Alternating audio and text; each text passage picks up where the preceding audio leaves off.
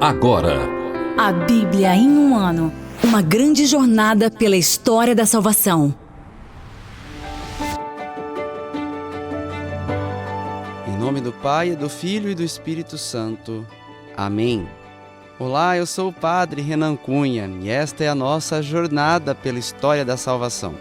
Estamos agora no dia 31 e hoje vamos meditar Êxodo 8, Levítico 6 e o Salmo 48. O texto é da tradução oficial da CNBB, na voz de Ricardo Bibi.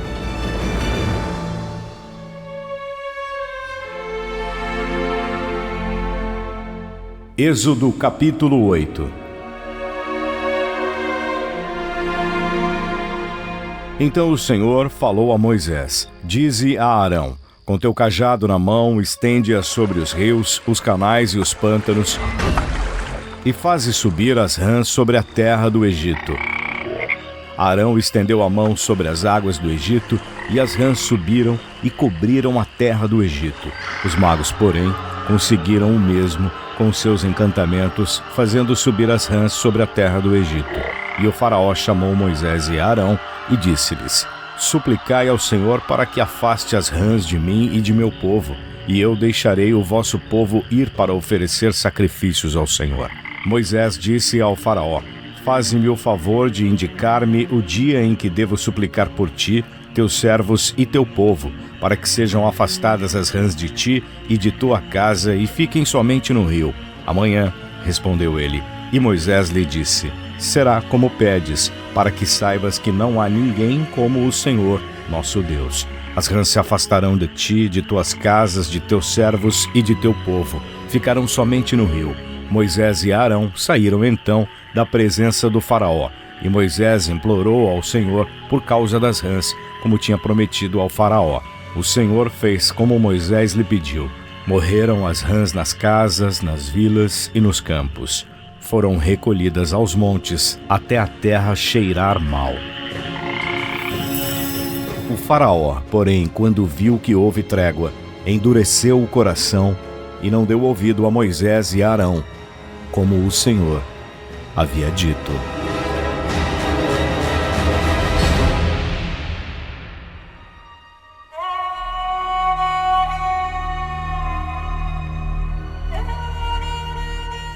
Os mosquitos, terceiro sinal. O Senhor disse a Moisés: Manda a Arão estender o cajado e golpear a poeira da terra, para que se transforme em mosquitos por toda a terra do Egito. Assim o fizeram. Arão estendeu a mão com o cajado e golpeou o pó da terra, e vieram mosquitos sobre os homens e gado.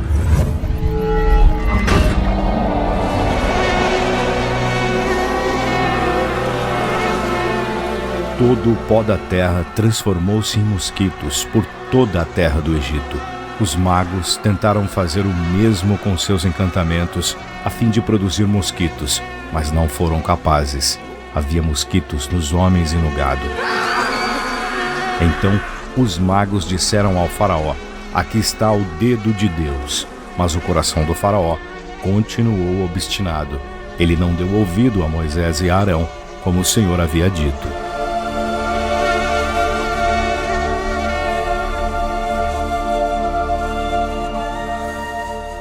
As moscas, quarto sinal. O Senhor disse a Moisés: Levanta-te bem cedo, vai até o faraó quando ele sair para as águas e dize-lhe: Assim diz o Senhor: Deixa meu povo ir para servir-me. Se não deixares meu povo ir, mandarei contra ti, contra teus servos, teu povo e tuas casas, enxames de moscas. As casas dos egípcios e até mesmo o solo em que eles pisam ficarão cheias desses enxames. Mas para a terra de Gésen, onde habita o meu povo, eu farei uma distinção nesse dia. Ali não haverá enxames, para que saibas que eu, o Senhor, estou naquela terra. Farei uma divisão entre meu povo e teu povo. Amanhã este sinal se realizará. E assim fez o Senhor.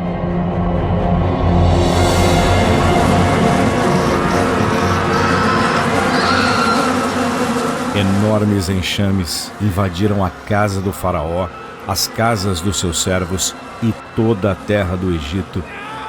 E a terra ficou arruinada por causa desses enxames. O faraó mandou chamar Moisés e Arão e disse-lhes: Ide, ofereceis sacrifícios ao vosso Deus, mas neste território.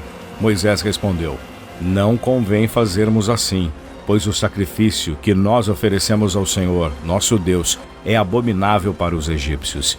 Se oferecermos à vista dos egípcios um sacrifício abominável, será que não nos apedrejarão? Temos de caminhar 3 dias deserto adentro e então oferecemos sacrifícios ao Senhor nosso Deus, de acordo com o que ele disser. O faraó respondeu: Eu vos deixarei ir para oferecer sacrifícios ao Senhor vosso Deus lá no deserto, mas não deveis ir muito longe, e suplicai por mim. Moisés respondeu: Está bem, ao sair daqui eu suplicarei por ti ao Senhor, e amanhã os enxames de moscas se afastarão do faraó, dos seus servos e do seu povo. Mas que o faraó não nos engane de novo, não deixando o povo ir para oferecer sacrifícios ao Senhor. Então Moisés saiu da presença do faraó e suplicou ao Senhor. E o Senhor fez conforme o pedido de Moisés e afastou os enxames do faraó, dos seus servos e do seu povo. Não sobrou nenhuma mosca, porém, também desta vez, o faraó endureceu seu coração e não deixou o povo ir.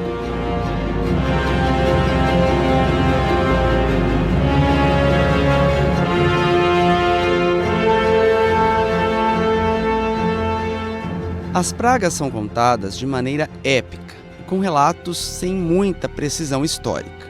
Provavelmente, a narrativa reúne a memória coletiva de um povo que experimentou poderosamente a mão de Deus. O ponto culminante da narração é a terceira praga, que os magos do faraó não conseguiram reproduzir. É uma virada de chave. Deus começa a mostrar sua primazia, ao passo que Moisés tem o poder de intercessor. Ele não cede às propostas do faraó, quer cumprir a vontade de Deus plenamente. Às vezes, nós queremos achar um meio termo para seguir a Deus e vamos cedendo em pontos aparentemente não importantes. O caminho de Moisés nos mostra, por outro lado, que não podemos tergiversar. É preciso que nosso sim seja sim e o nosso não seja não.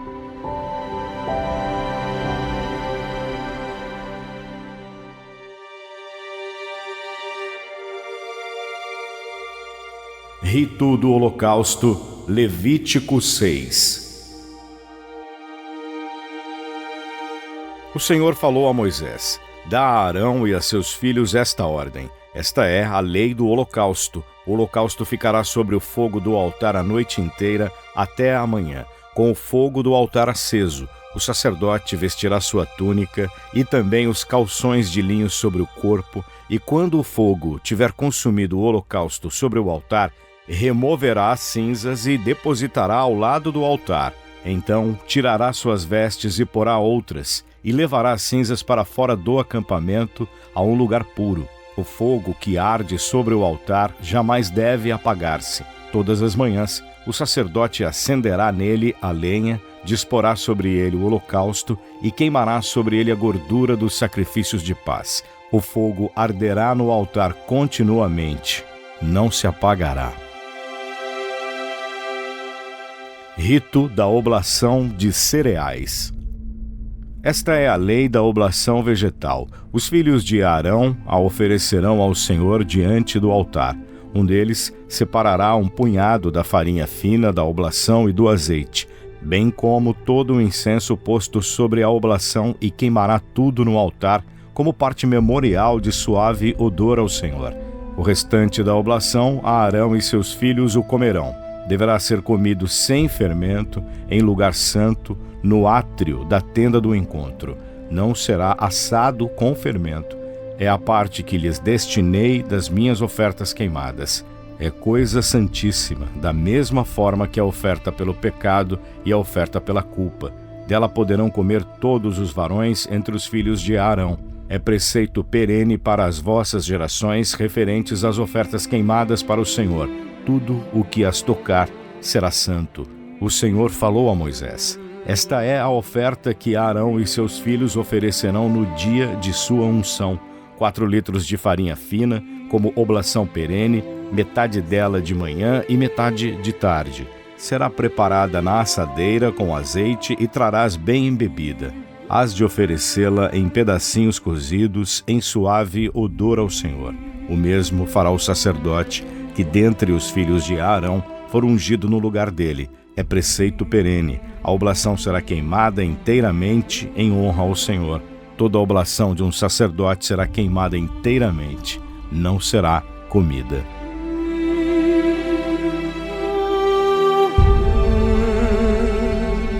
Rito do sacrifício pelo pecado. O Senhor falou a Moisés: dize a Arão e a seus filhos: esta é a lei da oferta pelo pecado. No lugar onde se imola o holocausto, também será imolada diante do Senhor a oferta pelo pecado. É coisa santíssima. O sacerdote que a tiver oferecido pelo pecado a comerá. Deve ser comida em lugar santo, no átrio da tenda do encontro. Tudo o que tocar essa carne será santo. Se o sangue respingar em alguma veste, lavarás a mancha em lugar santo. Se a vasilha em que é cozida for de barro, será quebrada. Se a vasilha em que é cozida for de bronze, será esfregada e lavada com água. Todo varão dentre os sacerdotes poderá comer desta carne. É coisa santíssima.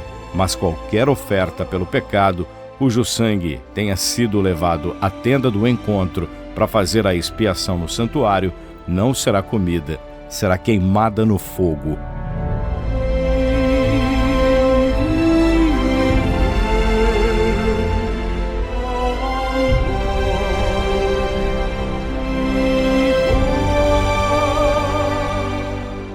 Podemos notar aqui o decoro e a dignidade com que um sacerdote deveria exercer as funções sacerdotais por estar fazendo um serviço sagrado.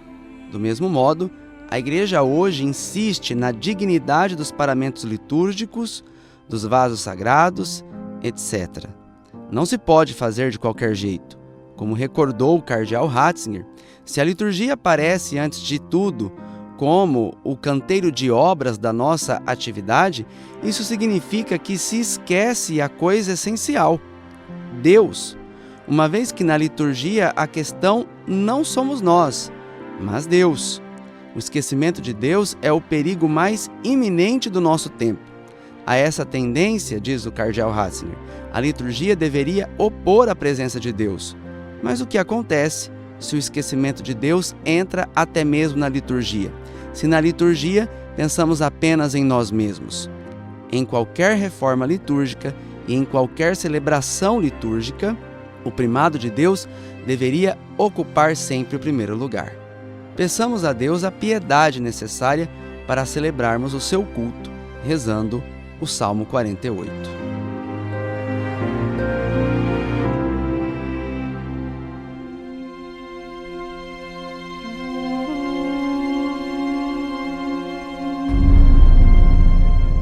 Sião, cidade do grande rei. Salmos 48.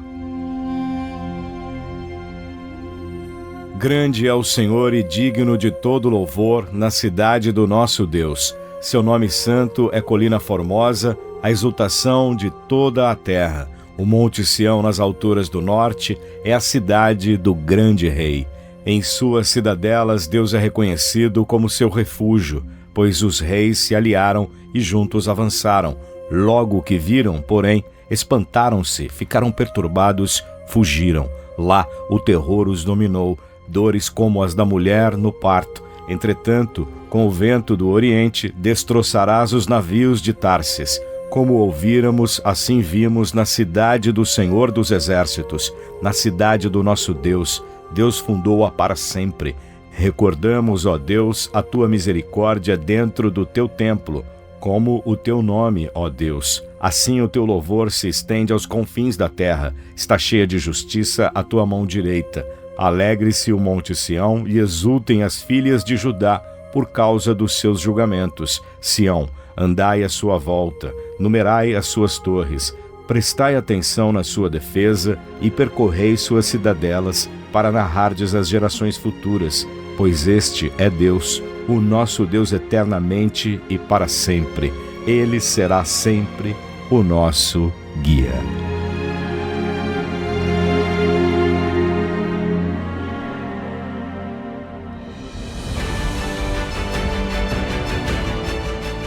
No próximo episódio, vamos ler Êxodo 9, Levítico 7 e o Salmo 49. Deus abençoe a todos e até lá. Tchau! Você ouviu na Bom Jesus FM, a Bíblia em um ano. Uma produção adaptada do podcast Bible in a Year, do padre Mike Schmitz.